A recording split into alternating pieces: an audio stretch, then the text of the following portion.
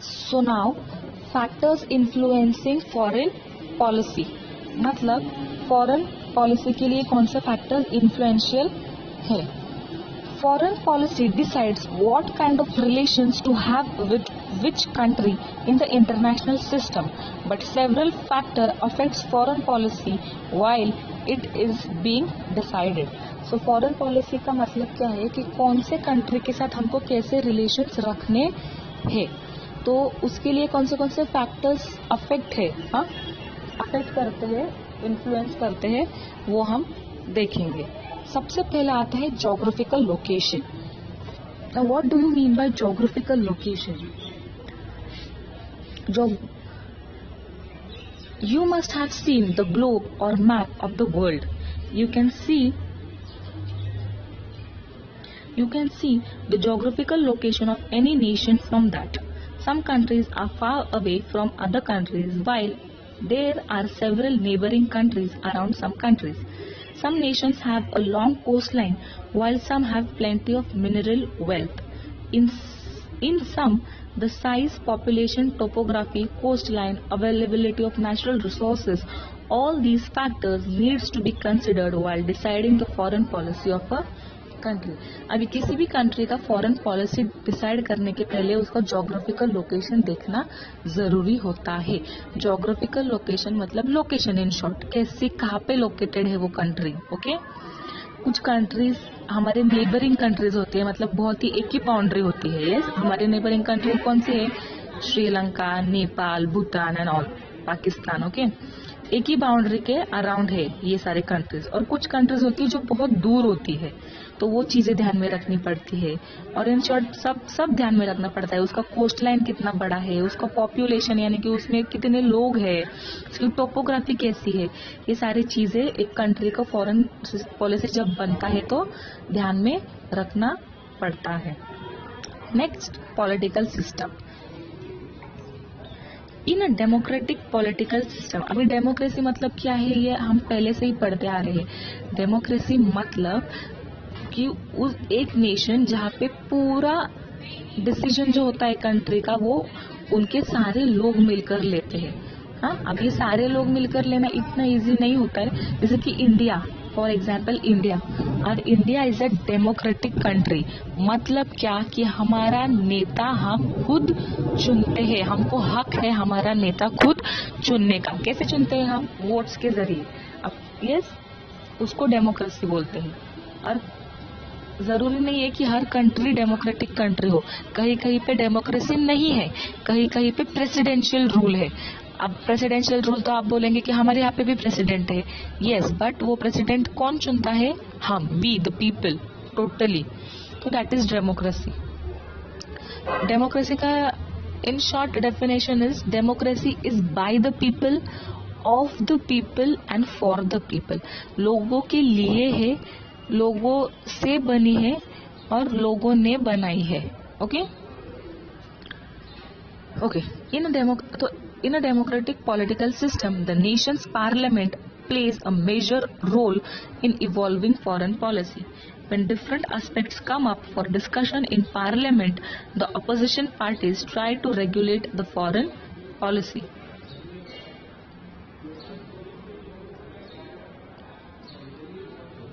सो जब एक democratic country की बात आए तो डेमोक्रेटिक कंट्री में पार्लियामेंट जो होती है, पार्लियामेंट, वो सबसे बड़ा काम करती है फॉरेन पॉलिसी को डिसाइड करने में या इवोल्यूशन में.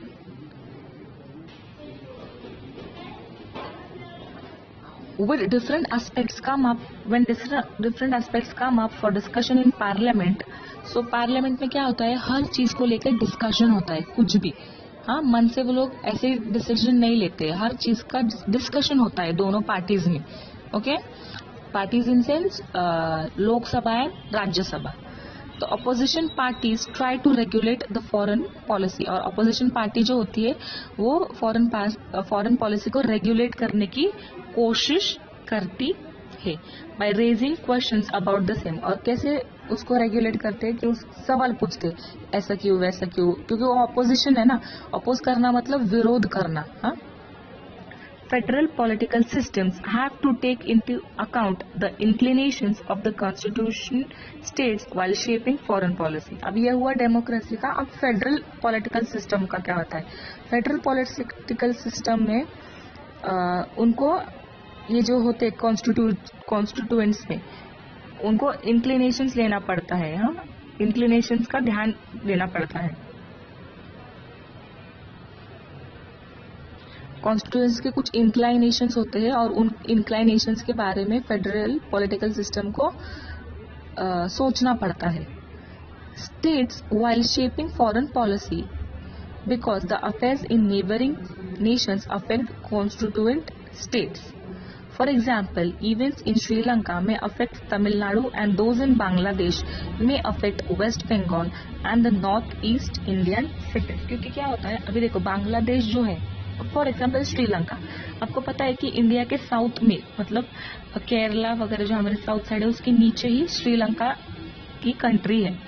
तो श्रीलंका ने कुछ डिसीजंस लिया तो हमारा जो साउथ का पार्ट है, पूरी कंट्री तो नहीं लेकिन साउथ का जो पार्ट है हमारी कंट्री का पार्ट तमिलनाडु, हाँ, वो अफेक्ट हो सकता है. वैसे ही बांग्लादेश जो कि बंगाल के साइड है, तो बांग्लादेश में अगर कुछ डिसीजन लिया तो हमारे वेस्ट बंगाल का जो इंडिया का पार्ट है उस पर अफेक्ट हो सकता है. ये हो गया सेकेंड पॉलिटिकल सिस्टम. अब third economy. In modern economy मतलब मैंने पहले ही बोला है, all about money. Economy is all about money. In modern times, the economic conditions of any country has acquired great importance in deciding foreign policy. और आज के ज़माने में अगर किसी कंट्री का फॉरेन पॉलिसी डिसाइड करना है तो उसकी फाइनेंशियल वो मतलब उस कंट्री की फाइनेंशियल स्टेट कैसी है, फाइनेंशियली वो कंट्री पैसों के हिसाब से कितना अच्छा है, ये आजकल के ज़माने में बहुत ही इम्पोर्टेंट चीज़ हो चुकी है. As a result, the economy impacts foreign policy in two ways. और उसके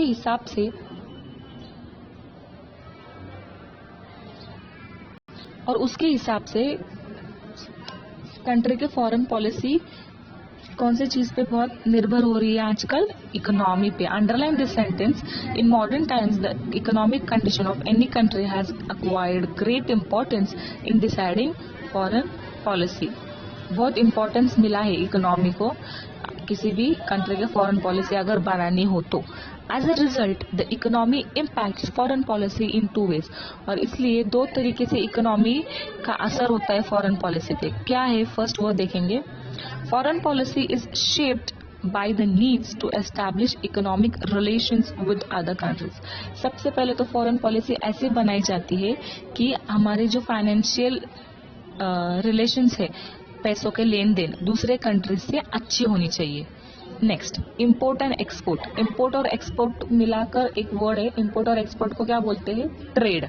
ट्रेड मतलब इंपोर्ट और एक्सपोर्ट, बाहर की चीजें हमारे कंट्री में आना और इंपोर्ट, और हमारी कंट्री से बाहर चीजें जाना एक्सपोर्ट. उसको क्या बोलते हैं? Trade. Participation in world trade. पूरे वर्ल्ड ट्रेड जो होता है उसमें participation. All aimed at strengthening the economy of the country. और ये सब ट्रेड से क्या होता है? इनकम जनरेट होती है, पैसे मिलते हैं, राइट. सो इस तरीके से इकोनॉमी को मजबूत करते हैं. नेक्स्ट, इन टुडेज वर्ल्ड, आज के ज़माने में the issue of economic security are as important as national security. Okay, so national security मतलब हमारे देश की रक्षा, जो कि हमारे जवान करते हैं. आजकल के इसमें जितना हमारे देश की रक्षा मतलब नेशनल सिक्योरिटी जितना इम्पोर्टेंट है, उतना ही इकोनॉमिक सिक्योरिटी भी इम्पोर्टेंट बन गया है. इकोनॉमिक सिक्योरिटी मतलब